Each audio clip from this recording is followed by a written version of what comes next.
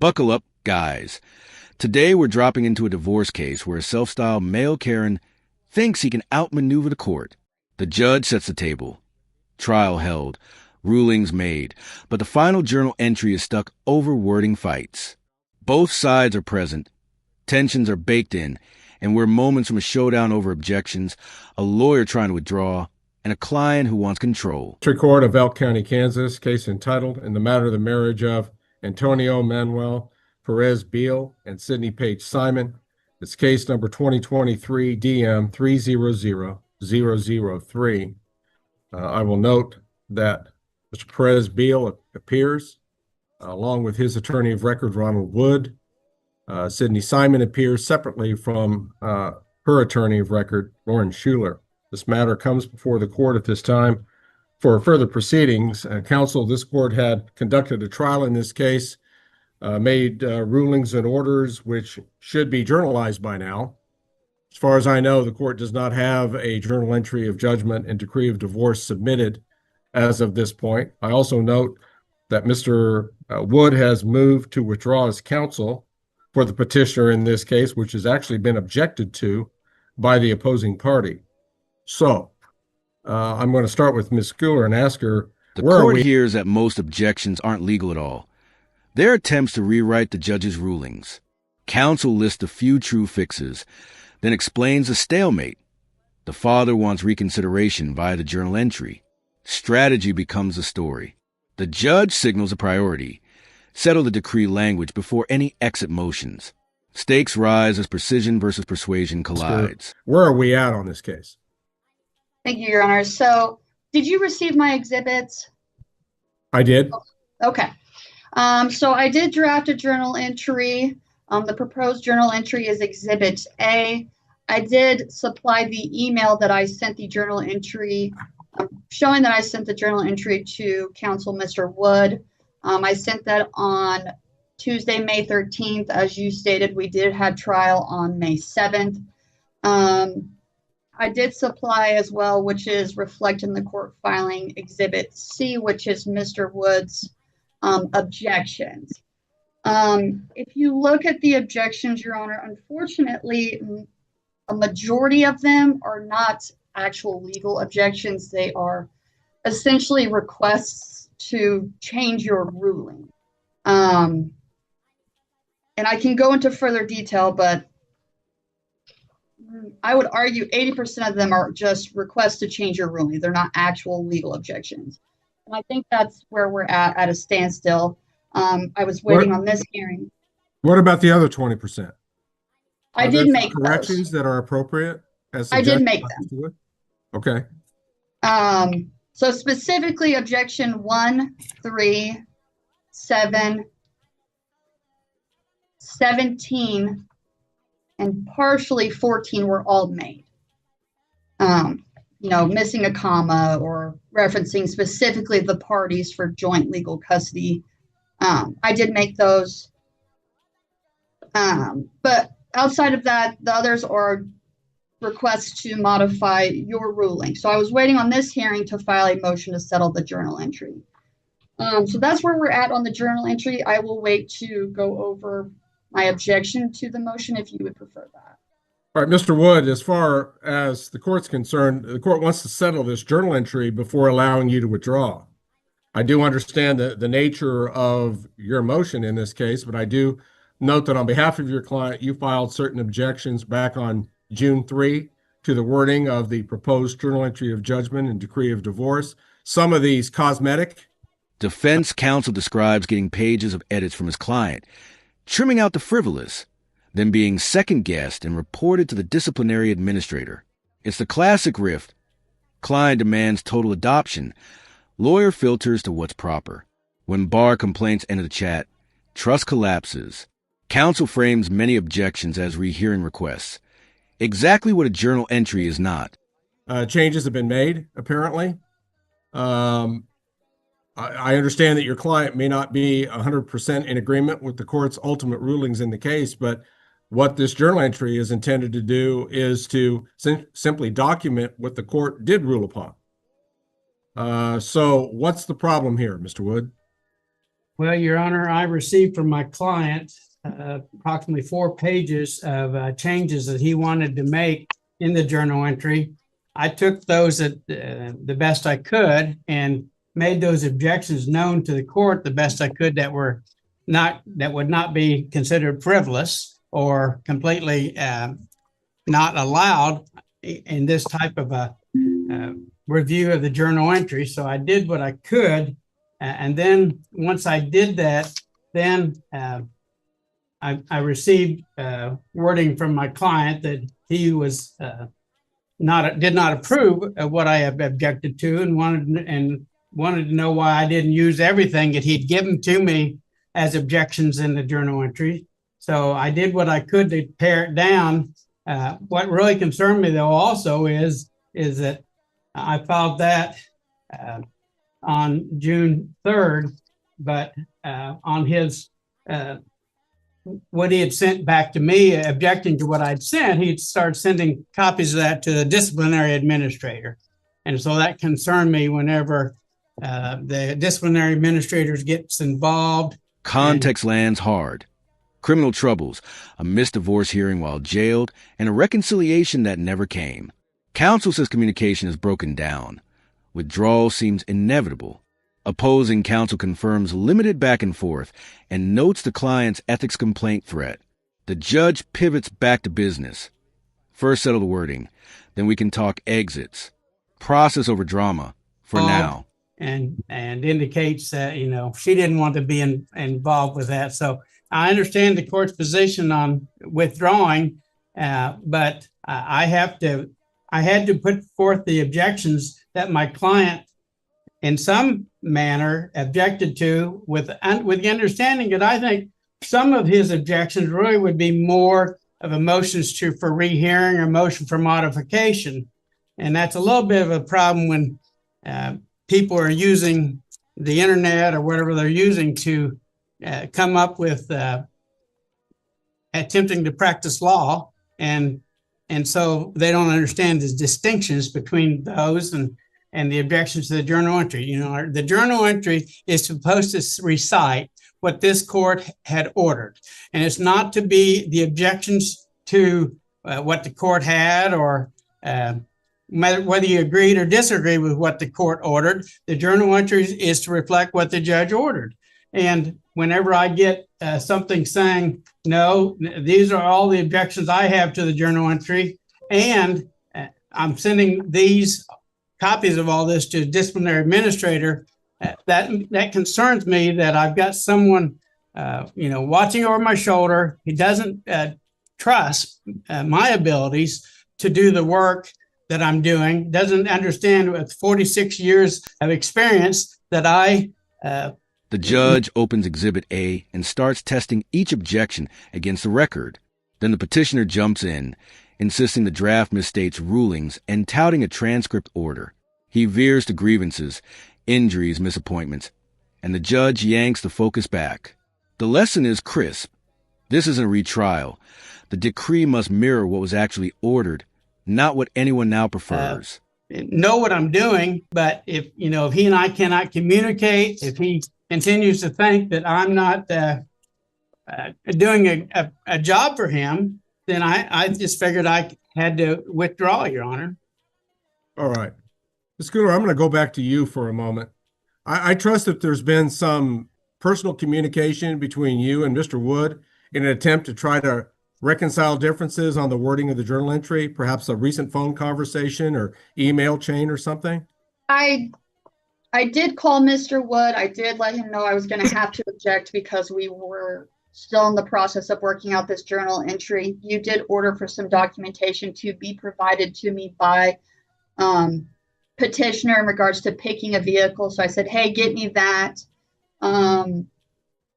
We did not go into the journal entry as much. I did let him know, hey, I made some of the cosmetic corrections, but your objections or your client's objections are, again, more so for reconsideration, and I'm not going to make those changes. And that was after the Our Exhibit D, the email including me and Mr. Wood with the disciplinary administrator, where Mr. Presbeal says he is going to file an ethics complaint against me.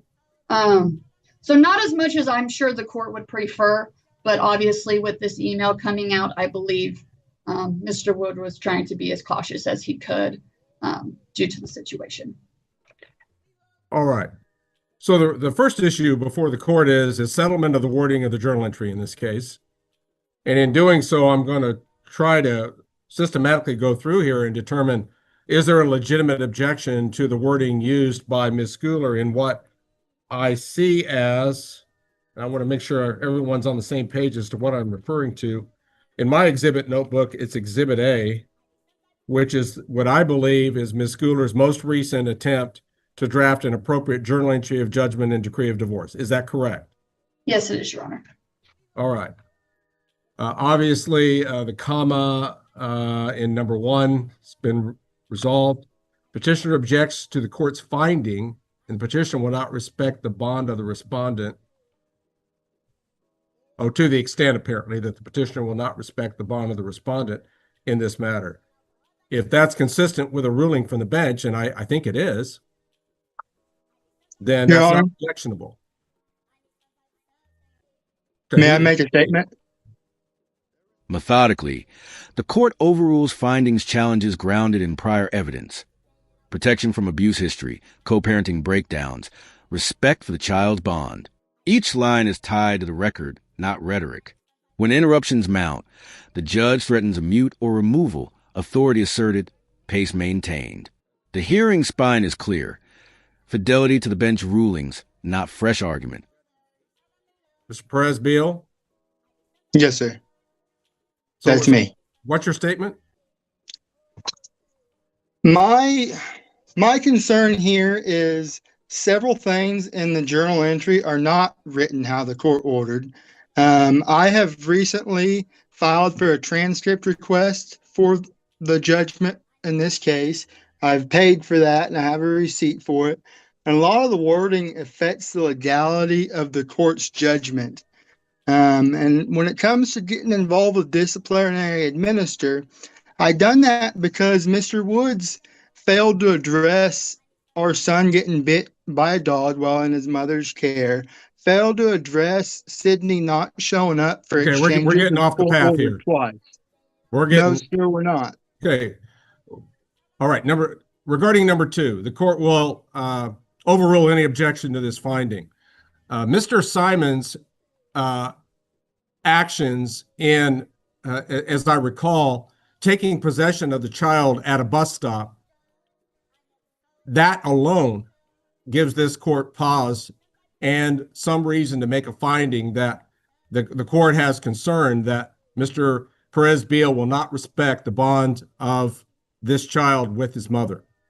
That was during my. And there are other reasons. However, the court finds that the objection is overruled as to number 2. Number 3 apparently has been corrected. As the court recalls, there was a protection from abuse case previously between these parties. The court finds that even though Mr. Presbeal may deny that there was ever any abuse by him, court does find that that's an appropriate finding for the court to make. And the court will overrule the objection to number 4. The court also finds that there has been difficulty between these parties based on the evidence to effectively communicate regarding setting a parenting plan or deciding many important matters concerning this child. So the court does find that there's evidence in the record. Messages. All right. If you interrupt one more time, Mr. Presbeal, we're going to mute you or take you out of the meeting completely. On specifics, the court trims needless detail, no district code needed. West Elk School suffices, and accepts cosmetic fixes already made. Then the real flashpoint arrives. Child support. One side cites a worksheet the judge supposedly adopted. The other says only building blocks were set with income imputed, taxes to adjust. Precision matters. Amounts must flow from properly filed inputs. Yes, sir. So the court does find that there's evidence in the record to support that finding of number 5. Objection number 6, objecting to paragraph 13 in the school district should be USD 232. Your Honor, just so you don't have to pull up the, Google it, USD 232 is DeSoto, Kansas, which is up towards Lenexa. 282. All right, so number 13. A lot West of the schools, objections, why is that a problem? a lot of the objections he made are not what I requested, and I'm getting ready to submit that, All right. what I have requested to him. Okay, I think the children do attend West Elk schools, correct? Yes. Yes, sir. Okay, so what's improper about 13? He has manipulated my problem. objection request. Okay. I don't think we need to put the USD number in there. I think the term West Elk schools is specific enough. I'll overrule any objection to 13. Number 7 apparently has been corrected, Ms. Schooler. All right. That appears to be consistent with the orders and rulings of the court as it currently reads. Objection 8. Is there some dispute about the amount of child support to be entered into the record here? Yes, Yes. sir. There's been 3 child support worksheets entered on this without a chance for me to do taxes and submit financial records.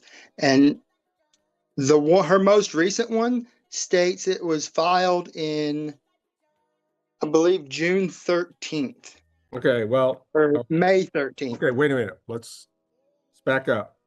Mr. Wood indicated in his objection that I ruled from the bench that I was specifically adopting a particular child support worksheet that called for an amount of $1,383.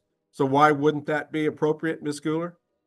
Your Honor, because you did not adopt a specific worksheet, we imputed Mr. Presbeel's income at $58,000, I think 200 and. The judge clarifies the workflow.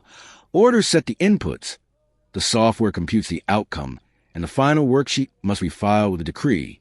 Counsel says, with the imputed income plugged in, the result is higher than the figure defense quoted. The court pushes for the actual supporting worksheet, not memory. Paper, numbers, stamps, then law. Like the video. Subscribe to the channel, and we'll see you in the next video. $30. I might be off on the last few dollars, but 320. he was 58,320. imputed. Correct. And I had to make the tax adjustments. So there was no actual worksheet adopted because I had to make a change, but he was imputed by you, or his income was ruled upon that it needs to be imputed. So the February 12th worksheet does not have the imputed income because we were never provided that information. There was never no paperwork filed to omit the previous child support worksheets that were submitted with a file stamp. One of them by Miss Simon herself with a self-litigant form that she submitted with it.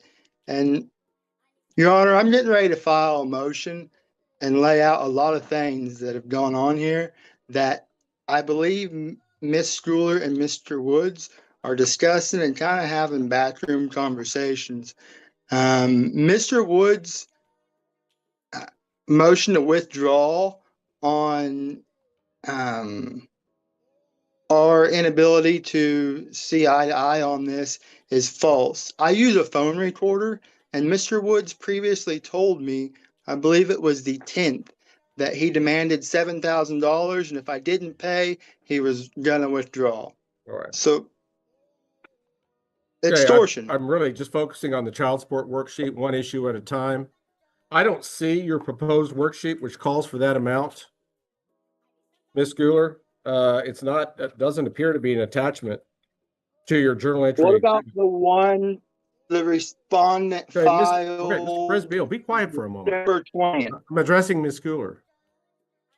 The worksheet that you're depending upon to justify your amount in your proposed journal entry, which is a couple $100 a month higher than what Mr. Wood's objection stated it should be. So where is your worksheet? Your Honor, I believe because that wasn't a legal objection because you already had ordered for his income to be imputed. I didn't include it, but I am going to pull up my notes from the hearing that I have right here. Well, that in front of worksheet me. would need to be filed with the decree. Right. I just, because you had already ordered for his income to be imputed. True. And True. What the change court often does, counsel, is to set the building blocks necessary to put the worksheet together. I hope to always settle those building blocks without determining the actual amount. That really is a mechanical computation. Once you know what to plug in, essentially the worksheet software does it from there.